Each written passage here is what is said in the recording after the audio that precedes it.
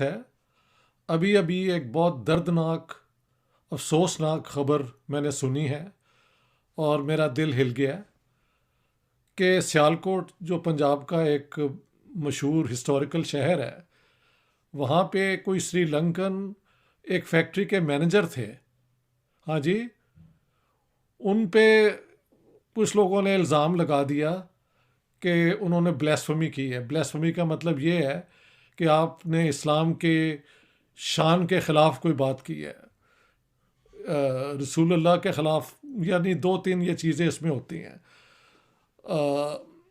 और एक हजूम आया, वो मैंने देखा है, वीडियो क्लिप भी देखा है। It's frightening. यानी एक फॉरेनर है जो वहाँ की एक फैक्ट्री में मैनेजर के तौर पे काम कर रहा है, ही इज़ अ गेस्ट, और उसका लोकल कल्चर से कोई ताल्लुक़ नहीं है। जो मैंने सुना है कि कोई इश्तिहार लगे हुए थे या कुछ जो उसने उतार दिए। अब ये भी नहीं पता कि सच क्या है, सच नहीं, क्या गलत है। लेकिन ये विजिलांटिज़म, ये मॉब फ्रेंजी जिसे कहते हैं, पागल हो जाना, अपने आप से बेकाबू हो जाना, ये पाकिस्तान में हर जगह होता है। अभी चंद दिनों पहले 4 सदा में ऐसे हुआ है।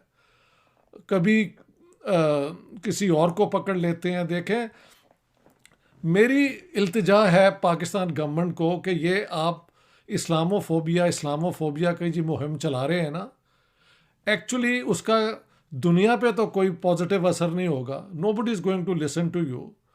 लेकिन लोग जो पाकिस्तान में पागल जहन के हैं, हाँ जी, और जो बिल्कुल इनटॉलरेंट हो चुके हैं, they have gone berserk, they are mad.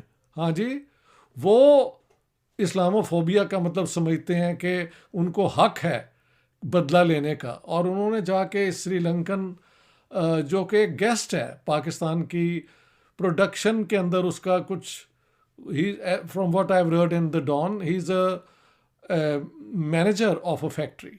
In what capacity and all, I don't know.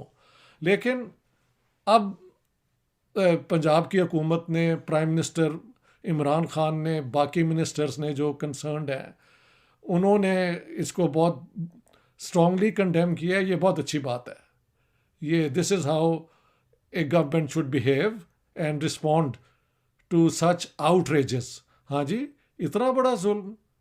एक तो है कि अपने लोगों को आप कभी किसी क्रिश्चियन को मार देते हैं, कभी अहमदियों को जला देते हैं, कभी हिंदुओं के साथ ये करते हैं। अब आपने एक फॉरेनर को जो पाकिस्तान में आपकी इकॉनमी के अंदर हिस्सा ले रहा है, उसको आपने जला दिया है।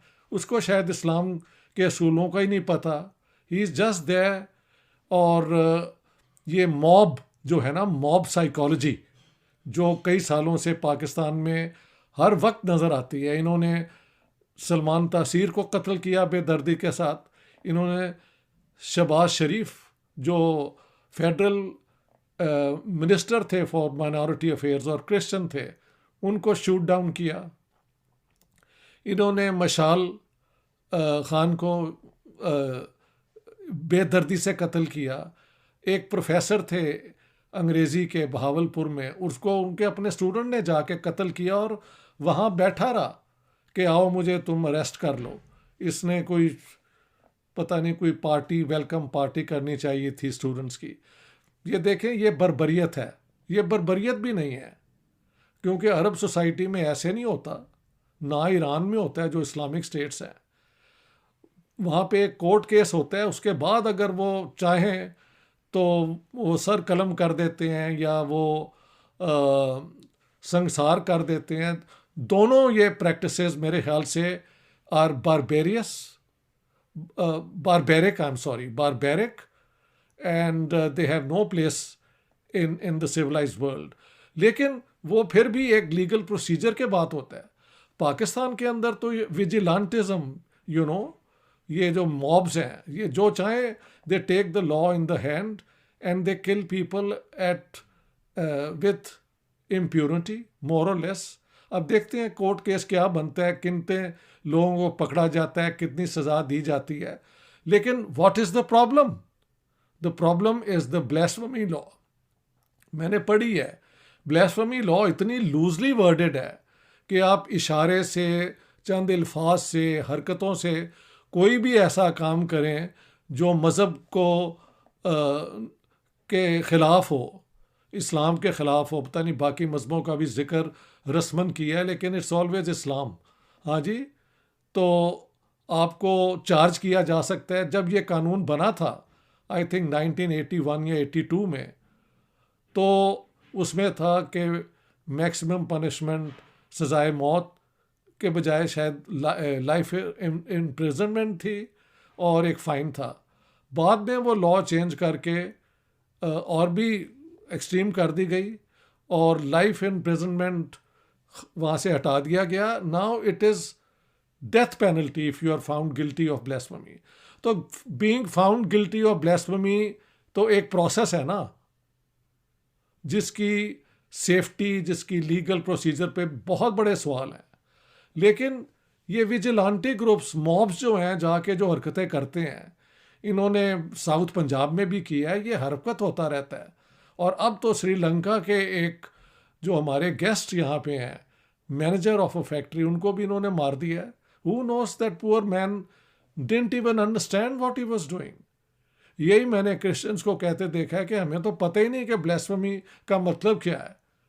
नर्सेज को ये वो इतनी हरेसमेंट आप करते हैं यार।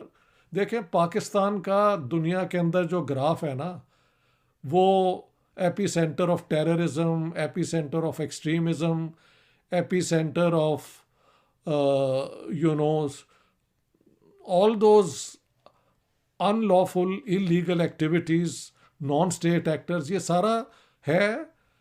थोड़ी देर से ये सबसाइड हुआ था। हालांकि तारीख तालिबान पाकिस्तान ने यहाँ पे टेररिज्म की है वो, और लबैक वालों ने भी किया है। कई हमारे पुलिसमान उन्होंने मार दिए थे, आपने उनको छोड़ भी दिया। तो मुझे नहीं समझ आती कि स्टेट के ऑफिसर्स को जब कोई एक इस तरह बेदर्दी से मारता है तो उसको आप बरीउज़ुमा कैसे कर देते हैं? यानी how could you let go people who were charged with all these crimes of the Tehreek Labbaik. हाँ जी, उनके लीडरशिप को तो कम से कम आपने रिलीज़ कर दिया। हाँ जी, हाउ इज़ दिस पॉसिबल? और अब जब तक ये कानून रहेगा तब तक ये चीज़ें और ये हरकतें होती रहेंगी। और Pakistan cannot claim to be a democracy. Democracy does not mean mob power. Democracy does not mean majority brute tyranny. No, not at all. Democracy is basically a form of government in which the rule of law prevails, in which everything proceeds according to a process, procedure जो है legal procedure, और उसके बाद एक verdict आती है, एक judgment आती है। लेकिन अगर कानून ही अनडेमोक्रेटिक हो, इनह्यूमन हो, बारबरस हो, तो उसमें प्रोसीजर्स भी जो हैं वो they are not of any great value. लेकिन फिर भी यू कैन से कि procedural decision is one thing. Mob, ये जो है ना justice, so called justice, vigilantism, ये तो बिल्कुल सिविलाइज्ड ममालिक में इसकी कोई गुंजाइश ही नहीं होनी चाहिए। लेकिन ये गुंजाइश तब तक बनती रहेगी जब तक पाकिस्तान के अंदर blasphemy laws are part of the legal system. जब तक आप इसको नहीं हटाएंगे, Pakistan will never qualify to be considered a state of a state with any democratic content in its activities. It will always be considered a society in which through law you oppress, you harass, you kill, you burn individuals who do not fit into your description of whatever is the right position on religion and so on and so forth. किस ये 21st century में ये क्या हो रहा है? और इसका एक एंगल ये इस्लामोफोबिया जो ये बात करते हैं ना, actually this encourages people in Pakistan to take the law in their own hand. अब हुकूमत ने कहा है कि वो पनिशमेंट भी देंगे और सबको सज़ा मिलेगी। देखते हैं अब क्या होता है।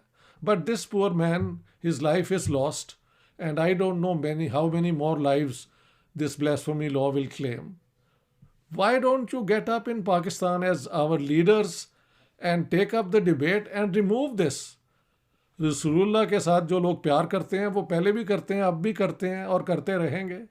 आप बाई फोर्स ये इस किस्म की जो एक जाली किस्म का है, इसमें तकिया में लोग चले जाते हैं, पब्लिकली कुछ कहते हैं, प्राइवेटली कुछ और बिलीव करते हैं. That's no respect to Islam और टू द प्रॉफिट और whosoever. ये आप, why can't you get up and change a law which has been proven over and over and over again that it is misused, it is abused. Personal vendettas के लिए कर लेते हैं लोग, किसी का घर काबू करना हो उसके लिए कर लेते हैं, किसी की नौकरी पे आपकी आंख हो तो उस लिए कर लेते हैं, और औरतों और उन पे भी नज़र होती है तो उनको आप उठा के ले जाते हैं और कन्वर्ट कर लेते हैं. आई एम सॉरी टू से this is a very, very, very sad day for Pakistan. And I urge Prime Minister Liaquat Ali Khan to reconsider his fixation with Islamophobia and all. Pakistan में पहले minorities के तो security पैदा करें. Western powers अपनी societies में जो करती हैं ये उनका हेडेक है. And I tell you, Islamophobia जो अगर है, एक माइनॉरिटी वहाँ पे ये फील करती है और वो रिएक्शन है to some of our activities in the Western world. I can tell you that. I've lived there long enough to know that. So ये सारे सिस्टम को दोबारा आप कंसिडर करें और in the best of interest of Pakistan, remove this law. Let's see if the opposition and the government can agree on this. Thank you very much. All the best. But I'm very sad to have been compelled to make this video. There was no need अगर इस किस्म की हरकत ना होती. I'm so sorry to say that.